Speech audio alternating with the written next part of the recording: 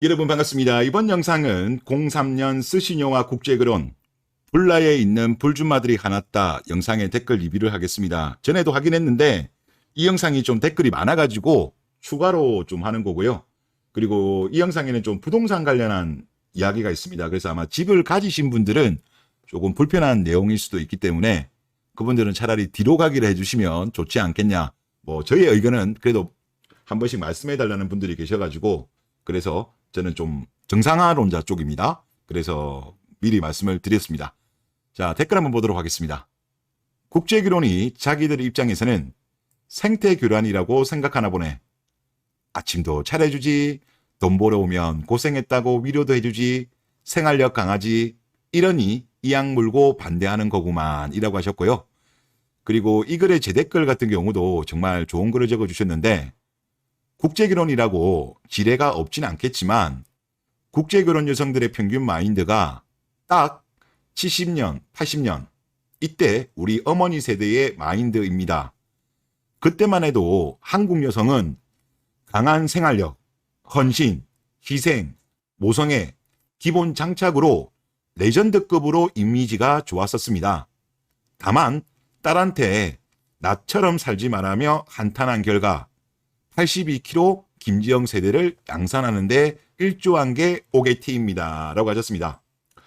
저도 이 제 댓글 쓰신 분 말씀처럼 과거의 어머니들의 한국 여성, 전 세계 여성과 비교해 봤을 때 레전드입니다. 레전드. 정말 많은 희생을 하셨고 대한민국의 고도 성장에 있어가지고 큰 어떤 희생을 하셨어요. 저는 그분들을 정말 존중합니다. 감사함을 느끼고 있는데 말씀처럼 딱 오게티가 하나가 그거죠.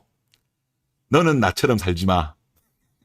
이게 사실 오게티긴 한데 좀 이게 아쉬워요. 이게 아쉽고 그런데 사실 제가 국제결혼을 보면서 한국 여자들이 한국 남자들한테 어마어마한 가스라이팅을 많이 했어요.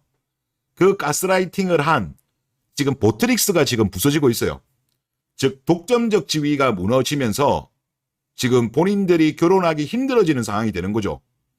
실제 국제결혼한 커플들이 지금 유튜브 영상을 통해서도 엄청나게 많이 나오고 있고 또 많은 유튜버들도 국제결혼을 원래는 주로 다루는 컨텐츠가 아님에도 불구하고 국제결혼 컨텐츠를 많이들 다루세요.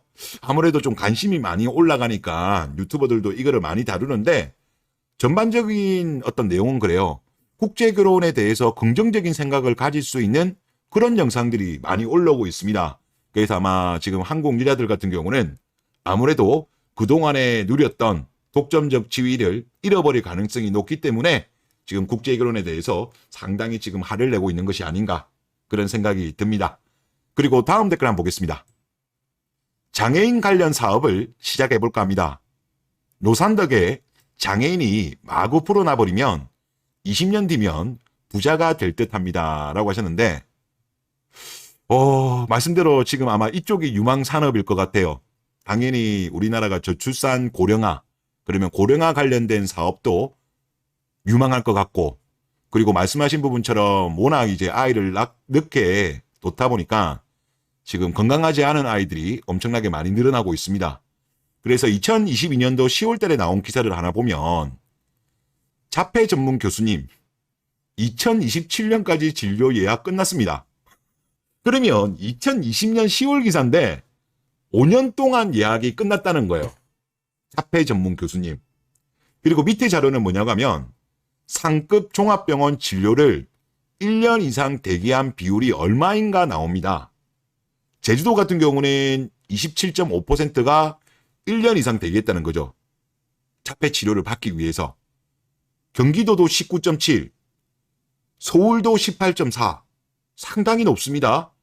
그리고 전라도 광주도 18.2. 그만큼 출생아 수는 줄어들고 있음에도 불구하고 여러 가지 문제가 있는 아이들이 급증하고 있어요. 그래서 말씀하신 것처럼 장애인 관련 사업을 하면 물론 많은 어려움도 있겠습니다만은 블루오션이 아닌가 그런 생각이 많이 듭니다. 네. 다음 댓글 보겠습니다. 평범한 한국 남자들이 국제결혼하면 하든가 말든가이지만 능력남이 국제결혼하면 입에 개거품 물죠. 진짜 속물이 따로 없습니다. 라고 하셨습니다. 불라에서 이번에 같은 시기에 두 사건이 있었잖아요. 한 분은 30대 후반에 공무원인데 우즈벡 18세녀와 결혼한 케이스. 그리고 뒤에 케이스가 이제 03년 스시녀랑 결혼한 케이스인데, 근데 상대적으로 볼 때는 공무원 분 것도 사실 이슈긴 했습니다만은 오히려 이슈로 본다면은 우즈벡 18세녀가 더 화제였거든요. 공중파에도 나왔으니까. 그런데 그걸 같은 경우는 신고 테러로 글이 삭제가 안 된 걸로 알고 있어요. 그런데 오히려 화제가 덜 되었던 04년 스시녀 글은 신고 테러로 글이 삭제가 되어가지고 그분이 다른 데에다가 글을 재게시를 했어요.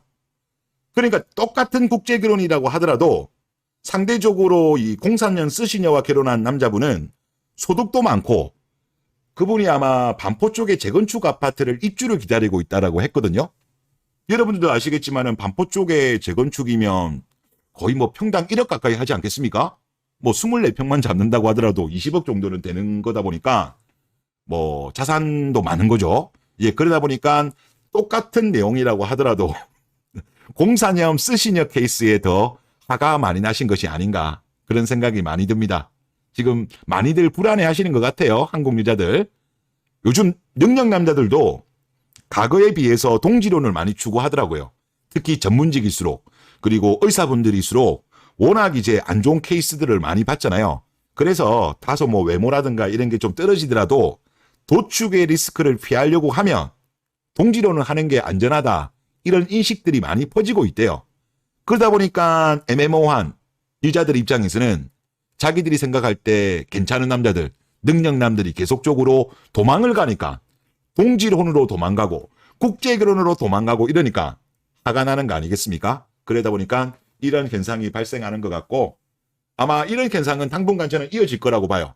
그리고 이게 사실 확대되는 거를 보면 과거에 일본 같은 경우도 80년대 초반에서 2006년도까지 국제결혼이 많이 늘었는데 저점 대비해서 고점일 때 건수로는 10배 정도 늘었어요. 물론 전체 비중에서는 그렇게 많이 는 건 아닙니다만 하여튼 건수는 10배가 늘었거든요. 그런데 우리나라 같은 경우하고 그때 일본의 경우하고 저는 다르다고 보는 게 그때 같은 경우는 막 인터넷이 지금처럼 발달한 시기가 아니잖아요. 그러니까 정보가 있다고 하더라도 그 정보의 확장성이 제가 볼 때 그때는 제대로 확장이 안 됐죠. 하지만 지금은 유튜브라는 플랫폼 그리고 커뮤니티 문화가 활발하기 때문에 이게 어느 정도 성원하고 행복하게 사는 모습들이 계속적으로 늘어나면 늘어날수록 바람이 불 수도 있습니다. 국제결혼 붐이 불면서 한국 여자들이 그동안에 누렸던 독점적 지위를 잃을 가능성이 높아요. 그래서 아마 비상이 걸린 것이 아닌가 그런 생각이 듭니다. 당분간 국제결혼은 더 늘어날 것 같아요. 네. 다음 댓글 보겠습니다. 부동산 관련된 내용인데요. 이거는 부동산 가지신 분들은 안 봐주시면 좋을 것 같아요. 괜히 화가 나실 수 있기 때문에 미리 말씀을 드리겠는데 물론 저의 개인적인 의견입니다. 뭐 틀릴 수도 있고 뭐 그런 건데 근데 제가 볼 땐 제가 안 틀릴 것 같아요. 안 틀릴 것 같은데 저는 최근에 좀 반등한 거에 대해서 이거는 예전에 글로벌 금융위 이후에도 고점을 찍고 내려갔다가 1년 동안 반등한 이후에 다시 내려갔다 그 이야기를 말씀드린 거 있는데 저는 최근에 어떤 반등 자체는 일단 기술적 반동으로 보입니다. 그리고 정부에서 인위적으로 역전세난 때문에 이렇게 한 것 같아요. 그리고 뭐 부동산 PF라든가 이런 거 터질 것 같아서 인위적으로 저는 부양을 했다라고 보는데 하여튼 댓글 보겠습니다. 586 딜러분들이 잘 생각해야 할 게 있습니다. 어차피 지금 분위기상 딸과 부동산 둘 다 못 챙깁니다. 그런데 국제결혼이라도 찬성한다면 부동산 원가 매수라도 가능해서 노후는 보장되니 잘 생각해 보세요. 이제는 딸파리보다 부동산 파는 게 더 확률이 높은 시대입니다. 이런 글을 적어줬어요. 즉 국제결혼이 많이 늘어날 거다. 그러니까 국제결혼을 찬성해야 된다. 지금 젊은 남자들이 한국 여자랑 결혼 안 하려고 하잖아요. 그래서 비혼을 지금 많이 선택하고 있어요. 오히려 국제결혼하는 선택보다는 비혼을 선택하는 사람들이 많아요. 그런데 비혼을 선택한 1인 가구가 부동산을 사겠습니까? 물론 일부는 살 거라고 봅니다만은 대다수는 안 살 거예요. 그런데 만약에 지금 부동산 가격이 비싸다고 생각하는 남자라고 하더라도 결혼을 하게 되면 그게 설령 국제결혼이라고 하더라도 이제 아무래도 주거 안정이라는 게 또 중요하잖아요. 그러면서 비싸더라도 집을 살 가능성은 높아지죠. 그러면 부동산 가격이 국제 결혼이 많이 늘어나면 어차피 젊은 한국 남자들이 한국 여자랑 결혼하기를 싫어하니까 비혼으로 가버리니까 그나마 비혼으로 가는 사람 중에 일부라도 국제 결혼 쪽으로 더 보내버리면 그 사람들은 부동산을 살 생각이 없었다가 부동산을 사게 되면 집값이 그나마 비싼 가격에 팔 수 있다. 이 말씀을 하신 것 같아요. 그러니까 저도 이 말씀에 저도 동의해요. 국제 결혼이 많이 늘어나야 부동산 가지신 분들은 그나마 제가 볼 때 높은 가격에 팔 수 있어. 그리고 지금 전반적으로 지금 부동산에 대해서 제가 뭐 최근에는 오랜만에 좀 다루긴 했는데 저는 정부에서는 일단 그렇게 봅니다. 원래는 올해 3분기부터 내년 1분기까지 그러니까 임대인이 임차인한테 돌려줘야 할 역전세 이 금액이 상당히 컸어요. 그래서 올해 상반기부터 정부에서 인위적으로 부동산을 띄웠습니다. 그 띄운 이유는 제가 볼 때 1차적으로 부동산 PF 이쪽에 문제가 많고 또 건설사들도 힘들다고 하니까 그리고 또 3분기부터 역전세 가능성이 높다 보니까 너무나도 집값이 급락하게 되면 만약에 정부에서 가만히 두었으면 아마 역전세 때문에 집값이 많이 빠졌을 거예요.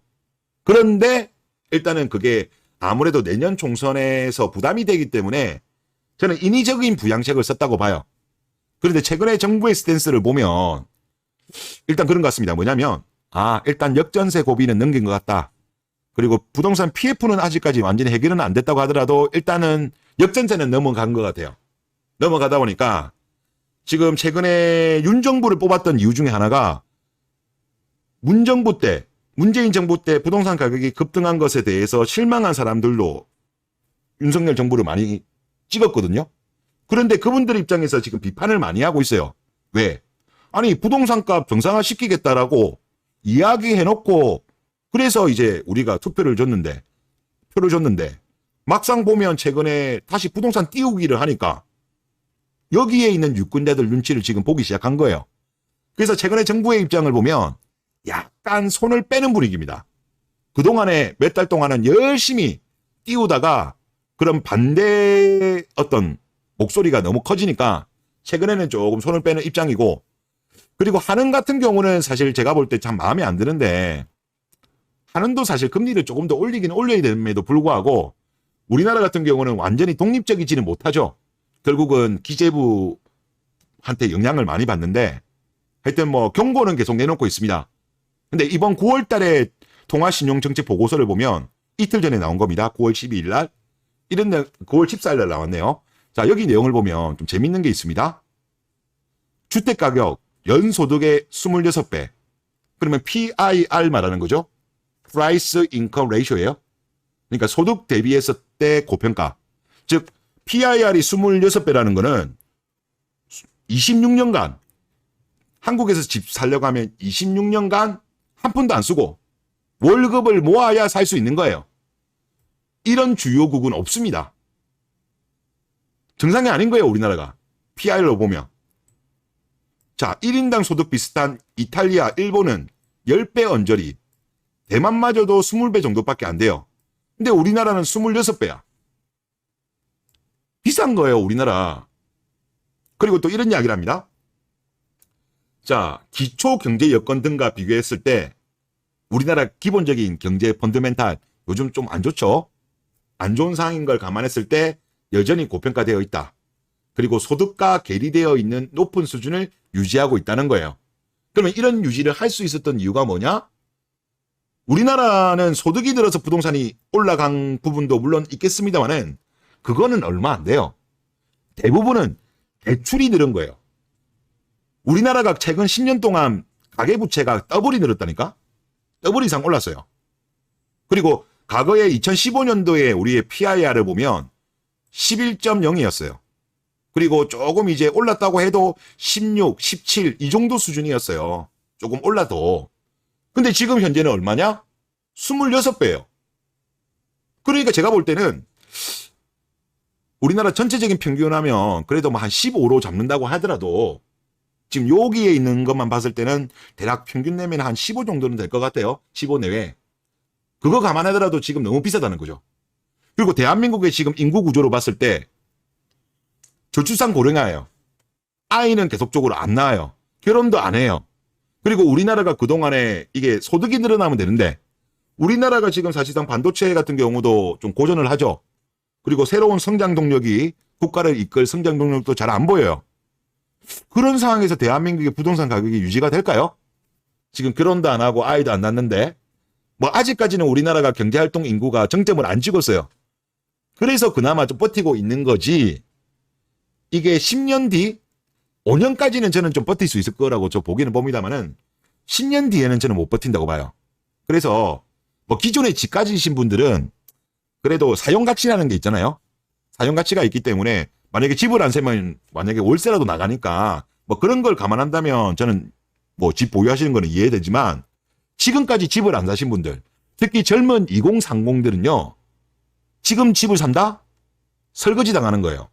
설거지. 우리가 설거지론 있잖아요. 부동산 설거지 당하는 거니까 제 개인적인 의견은 그렇습니다. 물론 최종적인 판단은 여러분들이 하시는 건데 저는 신규 매수는 아닌 것 같아요. 설령 신규 매수를 한다고 하더라도 지금 PIR 26배는 아닌 것 같아. 20배 밑에면 20배 밑에도 저는 좀 비싸다고는 봅니다만은 우리나라 장기간으로 볼 때는 어차피 뭐 나이 든 사람은 많고 그분들도 결국은 돌아가시고 그리고 돌아가시지 않는다고 하더라도 그분들이 노후를 생활하려고 하면 그분들이 자산의 어떤 구성을 보면 거의 다 부동산이기 때문에 매물을 내놓을 수밖에 없어요. 그래서 하여튼 제가 볼 때는 급하게 신규 매수는 하실 필요 없다. 저는 그런 입장이기 때문에 뭐 이런 것도 좀 개인적인 의견을 참고해 주시면 좋지 않겠냐 그런 생각이 듭니다. 네, 이번 영상 여기서 마치겠습니다.